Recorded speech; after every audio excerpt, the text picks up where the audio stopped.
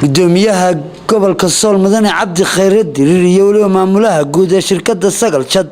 Cabdi Yuusuf Aar ayaa maanta si rasmi ah xariga uga jaray xarunta guud ee shirkadaasi ay ku yeelanayso gobolada Sool iyo Xaysimo ee magaalada Laascaanood ee xarunta gobolka Sool waxaana munaasabadaasi lagu qabtay xaruntaasi ka soo qayb galay maamulka gobolka Sool iyo ka degmada Laascaanood مسؤولينta xarunta gobolka Sool iyo waliba mas'uuliyiinta ka socday xarunta guud ee shirkadaasi Sagal Jad warayna waxa halkaasi ka hadlay maamulaha gobolada bariga Maxamed Daahir warayna waxa halkaasi ka hadlay maamulaha gobolada bariga ee shirkadda Sagal Jad Mudane Maxamed Daahir Cali iyo sidoo kale maamulaha shirkadaasi ee faraca Laascaanood dhammaan inta soo booqatay ee gudoomiyaasha Hargeysa iyo Burco sida uu sheegay gudoomiyuhu waxa weeye shirkadu adeegyada uu sheegay gudoomiyuhu ayay soo kordhisay markaanu aragnay baahida gobolka in uu u baahan yahay iyo customer-kuba aanu dhib isku qabno run ahaantii waxaanu ugu talagalay markaa in adeegyadii iyo baahidii aanu baahi tirno insha Allah ta'ala waxaan maanta ugu bishaareynaa dadweynaha ku dhaqan gobolkan Sool gaar ahaan degmada Laascaanood in shirkadda Sagal Jad oo aad uga barateen adeega xayeysiiska ganacsiga inay xafiis ka furtay magaaladan Laascaanood taasoo awal ahayd branch aad mahadcelinayaa shirkadda Sagal Jad oo run ahaantii maanta maamulihii guud ee la joogo qaybtii Laascaanood ee la joogto ama togdheerna waa la joogtaa halkan isugu yimi waxaan leeyahay arintan waa arin aan soo dhaweeyno hadaan nahay ka degmo ahaan iyo gobol ahaanba labadaba aad baan shirkadda Sagal Jad ku soo dhaweynayso waxa Ilaahay loogu mahadnaqo maadaama gobolada kale ka soo shaqeynay aad uga furaan jirtay oo markasta wax laga daabacan jiray waxaan leenahay maadaama ay Laascaanoodna soo gaadhay oo wax lagu mahadnaqo bulshooyinka reer Laascaanoodna waxaan leeyahay hal laga faa'iideysto in shirkadda aad iyo aadna u mahadsantahay shirkaddu maadaama ay soo gaarsiisay wax badan adeegii loo baahnaa ay keentay maamulaha guud ee shirkadda Sagal Jad ee dalka Jamhuuriyadda Soomaaliland oo isagu ka hirgeliyay gobolada Jamhuuriyadda Soomaaliland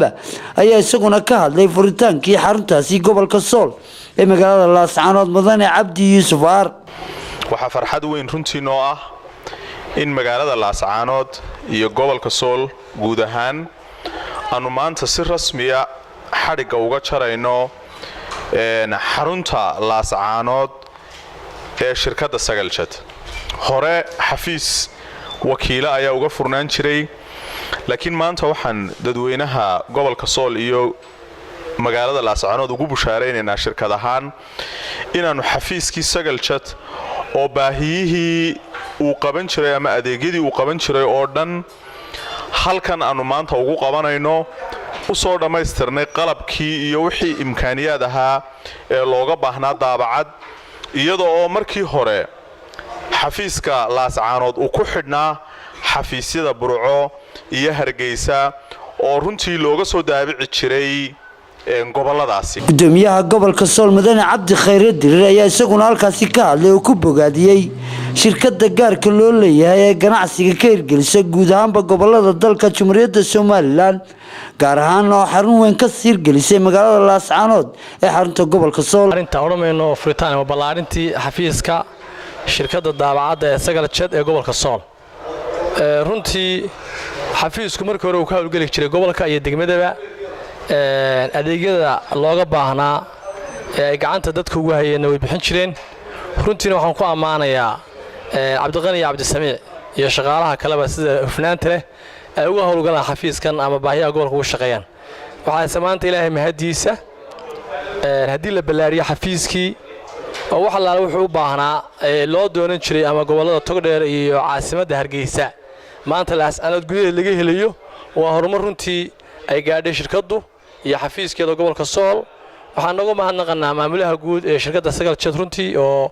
isaguna hawshan qayb wax la ka qaatay baahi gobolkan u baahnaana ka soo jawaabay waa Barkhad Cumar Axmed warbaahinta dawladda Jamhuuriyadda Soomaaliland Laascaanood